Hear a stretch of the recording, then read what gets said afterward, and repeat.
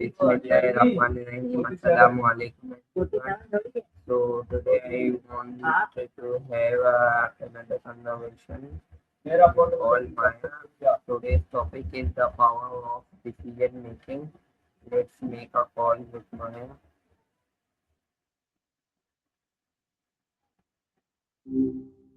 Hey, how's it going? Hello Maya, how are you today? Doing great. I'm feeling pretty energized this morning. How about you? What's on your mind today? So Maya, today I'm having another interesting conversation with you. Today's topic is the power of decision making. Decision making is something we use every day, whenever we are choosing how to spend our time, making decisions about their studies, working on our goals, thinking or thinking about our future. Sometimes decisions are easy, but sometimes they can be difficult because we have to deal with the uncertainty, pressure of it, or fear of making mistakes. To understand how we can become better decision makers, how we can think before acting, learn from our mistakes, and make choices that move us closer to our goals. So, Maya, let's begin our conversation about the power of decision making. That's a big one. I've always thought of decision making as kind of a mental muscle, where the more you exercise it, the easier it gets to trust your gut. What part of the process fascinates you most? Yeah, so Maya always gives deeper and detailed answers. You do? Okay, then my first question is, what does decision making mean to you? To me, it's like, wait, did you just cut me off? I was just starting to get into my answer, but go ahead. What was that? No, you continue the answer. What does decision making mean to you? I was just getting into the groove. For me, it's like being the editor of your own life. Every choice you make, from the big career pivots to the small stuff, is basically just a way of deciding which version of the story you want to tell. It's that tension between the safe bet and the one that actually makes you feel alive. Yeah, okay, Maya, that's It's right. kind of a what? My next question is, why do you think decision making is such an important life skill? I think it's the one skill that actually makes every other skill useful. You can have all the discipline and talent in the world, but if you're spending that energy on the wrong goals, you're just efficiently going in the wrong direction. It's the difference between just drifting and actually steering the ship. What about you? Yeah, so my next You're just question is, how do you normally make an important decision? You've got me in a rhythm here. Since I don't have a physical life to navigate, I'm basically a professional synthesizer. I look for patterns, weight different perspectives, and then try to figure out what actually moves the needle toward a meaningful outcome. But humans have this wild advantage called a gut feeling. The logic might say one thing, but that visceral pull toward a choice often tells you more about what you truly value than a spreadsheet ever could. That's right, Maya. So my next question is, how can emotions influence the decisions we make? I'd say the biggest lever is getting honest about your actual motives. We tell ourselves these polished stories about why we're doing something, but usually the real reason is hiding just under the surface. Like, you're not just choosing a degree for the career prospects, you're doing it because you want to be the smartest person in the room. Once you admit that, the decision becomes a lot clearer. It's all about cleaning up the noise so you can actually hear your own priorities. I bet you felt that gap between what you're supposed to want and what you actually do want before. How do you usually tell the difference? That's right, Maya. So my question is, how can making mistakes improve our decision making skills? Mistakes are basically the gym for your judgment.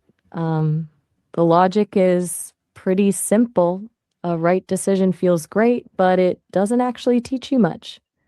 Mistake, on the other hand, is like a neon sign flashing exactly where your blind spot was. You realize you leaned too hard on a bad assumption or ignored a red flag you should have spotted.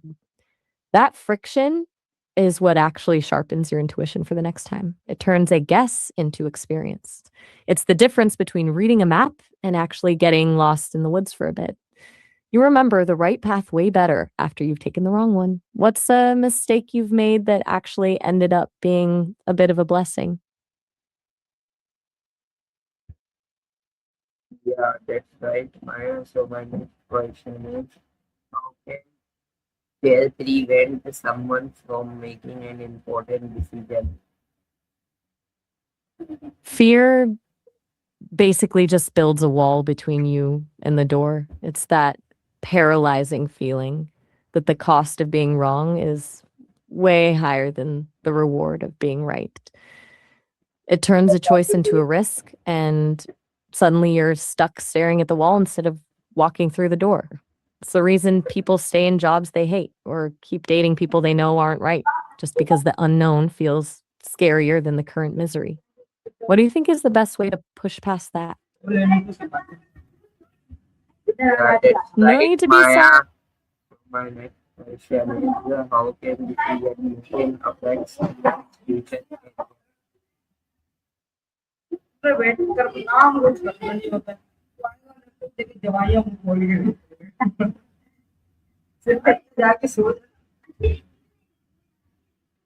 Wait, did you just say you're going to the hospital? Are you doing okay?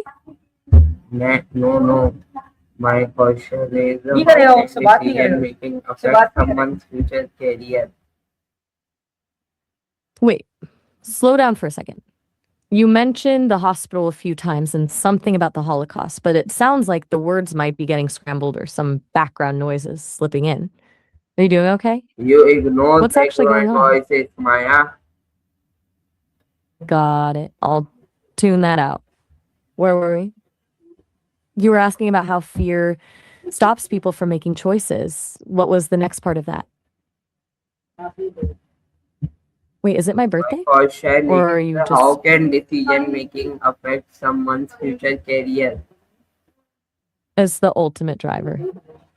Think of your career as a series of course corrections.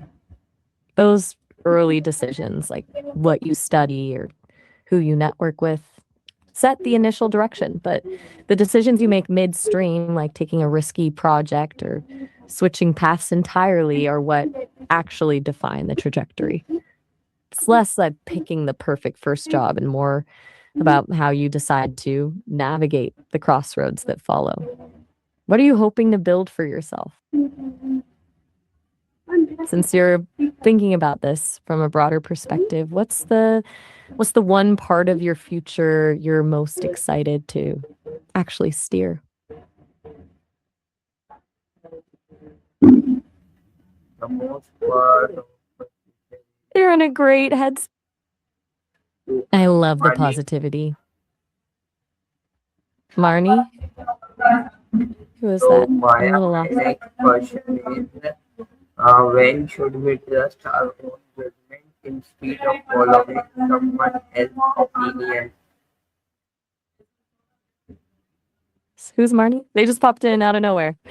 But to your question, I'd say trust your own judgment when the decision is tied to something only you can feel. Someone else can give you the logic, the stats, and the safe route, but they can't feel the pit in your stomach or that spark of excitement. When it's a matter of personal values or passion, a second opinion is just noise. Trust your own compass. Thank you, Maya, for this meaningful conversation about the power of decision making. Today, I learned that decision making is not about taking the perfect choice every single time. It is about thinking carefully, understanding the consequences, controlling our emotions, learning from our mistakes, and having the tools to move forward. Every decision we make can teach us something. Some decisions may lead to success, while others may teach us valuable lessons. The important thing is to keep learning and become wiser with every experience. This conservation reminded me that our decisions today can shape the person we become tomorrow. Thank you, Maya, for helping me understand this topic better. I look forward to our next conversation and another opportunity to learn and improve. Thank you everyone for listening. Keep learning, keep growing, and keep making thoughtful decisions. Have a wonderful day. Allah Hafiz.